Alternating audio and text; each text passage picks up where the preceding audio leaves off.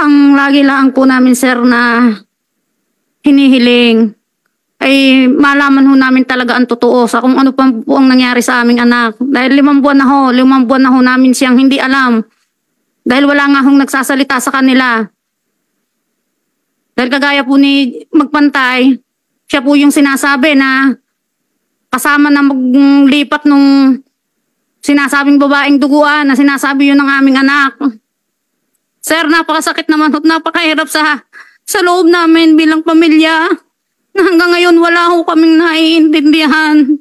Wala ho kaming alam kung nasan ho talaga ang aming anak. Kailangan ho naming malaman. Kailangan ho naming maintindihan kung nasaan ho ang aming anak. 5 buwan na ho, sir. Hindi ho namin alam kung nasaan. Mahirap ho sa amin pero pinaglalabanan ho namin dahil kami ho inaasa na magkakaroon ho ng linaw ang aming problema na ito. Mapatay, hindi ka ba nakonsensya sa naramdaman ng ina ng babaeng nawawala? Ikaw ang tinuturo na nagbitbit nung sugatan na babae. Kung nasaan naman yung babae niyo ngayon, kung ikaw yung talaga nagbitbit, tulungan nyo naman, may balik yung katawan na doon sa pamilya. Kawawa naman ikaw pamilya ka rin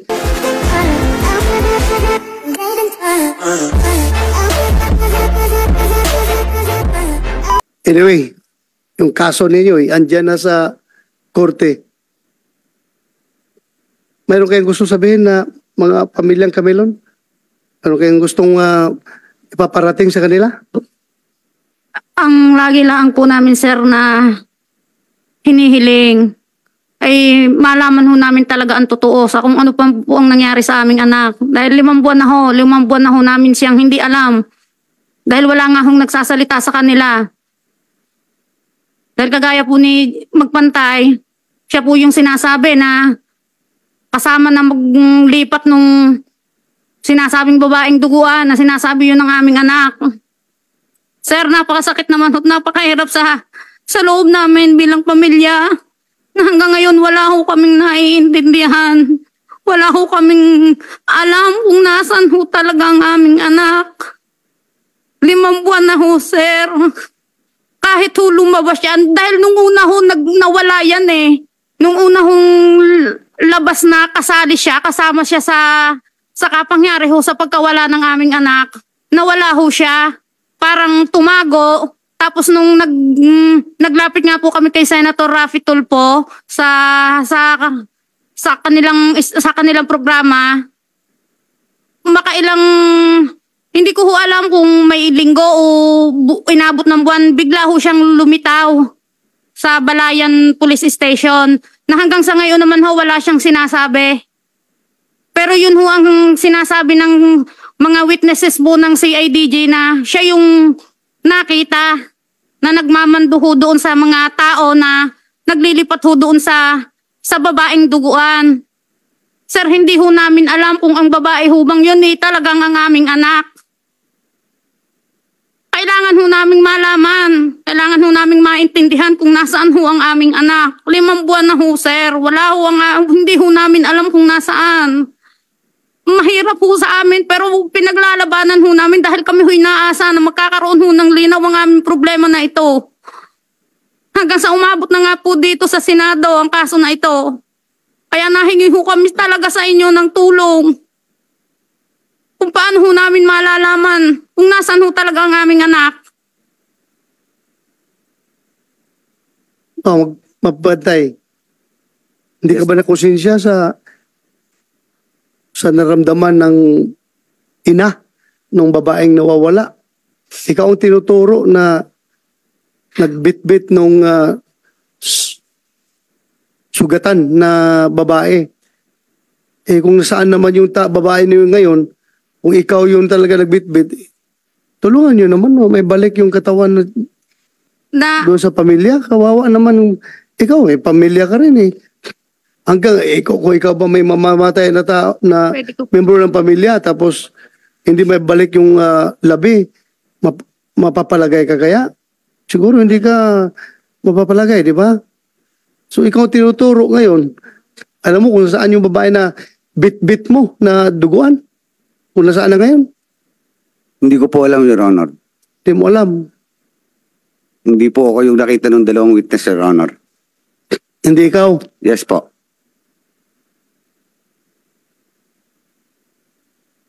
Anyway. Chairman, Yes, go ahead, Senator. baka hindi naiintindihan ni Mr. Magpantay na civilian po kayo, no? Opo, Your Honor. Hindi po kayo police, siyempre, Hindi po. maliwanag.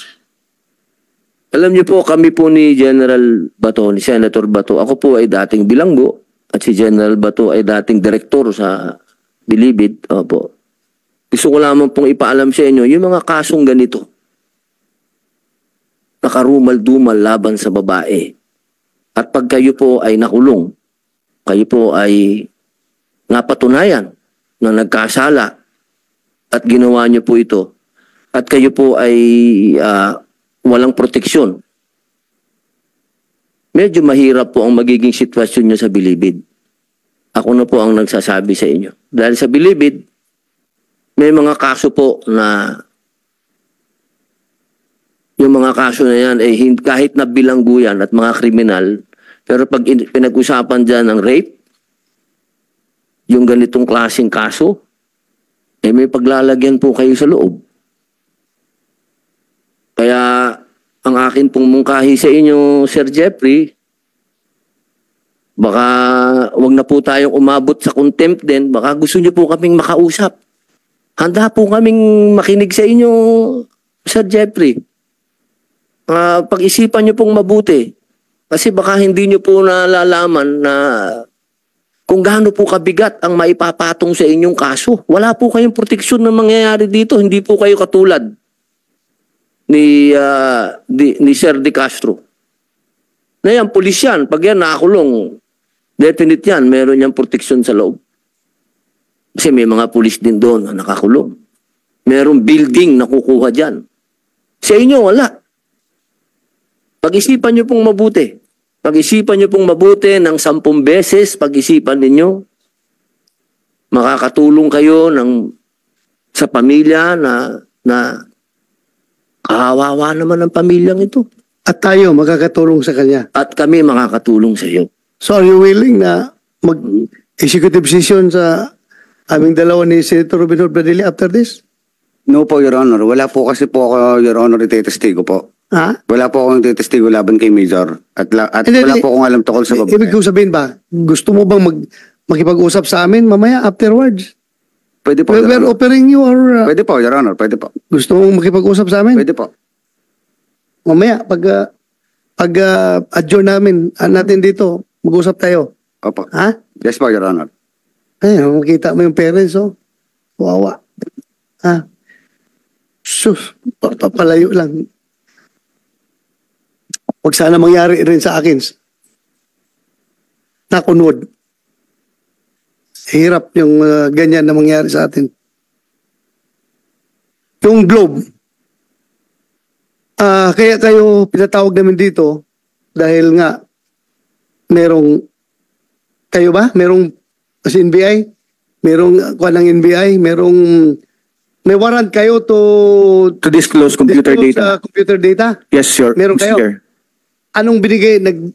Nagbigay na complaint ng Globe? Not complete, sir. Partially, sir. We have the Globe Telecom already submitted as the call logs and the SMS logs, yung text messages logs, sir.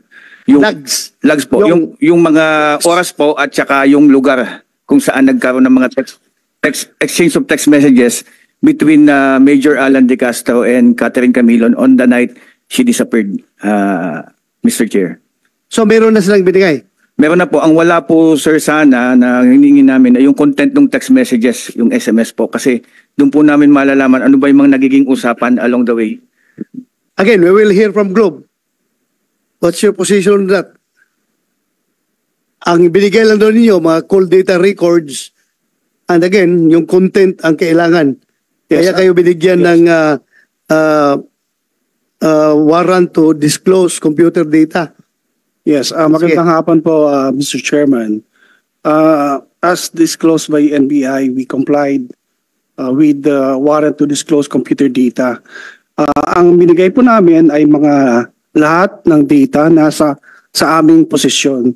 Lahat na pwedeng ibigay na aming kinokolekta. As far as content of text messages, yes, we sympathize actually with the parents and the victim. Actually, we deeply sympathize with them. But ang katotohanan at gaya ng nasabi ko nung isang hearing, katulad ng isang kasong ganito, ay hindi po kami nag-store ng text messages. Maraming kadahilanan po yan. No? Isa, financial, technical, and legal. Sa financial, napaka-mahal po na magkaroon ng storage ng mga text messages na milyon, actually billion, dahil tayo po ang text capital ng mundo. Napakadaming po yan. Pangalawa, sa technical naman, is it will actually slow down the network. And then, there's even doubt if we can procure equipment that will intercept messages from the sender to the receiver. Kasi po kami para lang po kaming yung postal agency. We deliver itong mga messages from the sender to the receiver. We do not store, we do not copy those messages in our system. So ganun lang po ang amin. Pero gaya ng sabi ko, actually there's a way of getting the content either from the cell phone of the sender or from the cell phone of the receiver. Meron pong digital forensics na tinatawag na ma-recover yan. Actually, after that hearing po nung nakaraan, nalaman ko po nga actually kahit ma-delete or ma-restart, pwede pa pala po ma-recover yung content po ng cellphone na yun. So, ganun po. And So, andyan bang cellphone nung biktima? Wala sir, kasi dala po nung Catherine Camilo the night. Nung she namatay? disappeared. Opo. Nawala siya? Nawala na rin po yung signal after that. Yung cellphone nung Biktima. akusado, nakuha niyo? Number lang sir. Number? Apo. Yung physical mismo na cellphone? Wala po. Kayo, Jack, nakuha niyo? Negative, sir. Cell phone Negative. unit, negative, sir. Napag-asa pa bang ma-recover yun? Pati yung sir, sa victim, sir, o yung kay Major De Castro? Yung kay Major De Castro? It was all the time in his possession, sir, yung cellphone number niya. But, yung... Kahit na dinilit na niya yung mga laman noon, marirecover pa rin. Yes, sir. Sabi Yes, ng Globe.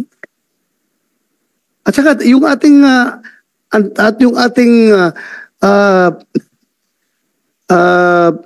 anti-cybercrime group, may capability niyan na ma-recover yan. Pati NBI, kaya nilang ma-recover yan. Kung nandyan lang yung cellphone. Wala sa possession namin, sir, yung cellphone ni Alan. So that would be subject of your further undertakings as investigator. Yes, sir. What we have, sir, yung number niya before, yung official number niya being a member of the Batangas PNP. Yun lang, sir, ang ano namin. Na yung ginagamit nila sa correspondence nila between Camilon and De Castro, yun ang nandoon yung susi. Yes, sir. But based on the reply of the Globe, sir, hanggang doon lang sila sa walang content. So this Ganun is, lang, sir. pangalawang hearing ko na to na gano'n ang explanation ng Globe. Kaya, yung explanation mo na financial, technical, matanggap ko yun.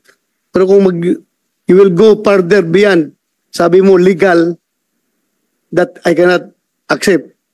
Sabi mo may legal impediment para sa inyo, para i-disclose sa amin yung computer data because the court is not police enough to issue that warrant kung may nababayulit siyang batas. Sabihin nyo, yung Data Privacy Act, mababayulit ninyo. Tinanong na namin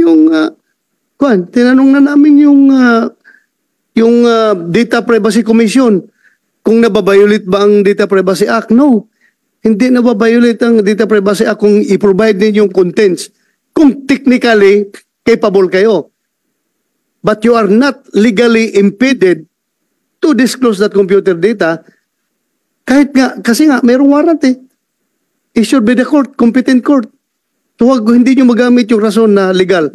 Siguro yung financial, mayaman na globe, hindi pwede matanggap yan. Yung akin lang tatanggapin dyan na rason is technical. Yung technical capability, technological handicap. May I explain the Yes. regarding legal considerations, Mr. Chairman. If we are to store text messages, we are in fact intercepting correspondence between private individuals, private correspondence, which is under Constitution, protected by the Constitution. We will violate the Anti-Wiretapping Act because under Section 1 Ito nga, binigyan kayo ng warrant ng korte na warrant to disclose computer data. May warrant yan. Covered by warrant. Ibig mong sabihin, hindi nyo susundin yung court order? Dahil mabiolate yung batas? No, Mr. Chair. If we have that data, Kaya nga, if you have that data, yes, are you willing to give that to... Yes, of course we will. We Of will. course. Yes, we cannot violate a court order, Mr. Chairman. We cannot. Yes. As long as we have that data. Precisely. Yes. Okay. So kung meron man lang, kaya nyo ibigay.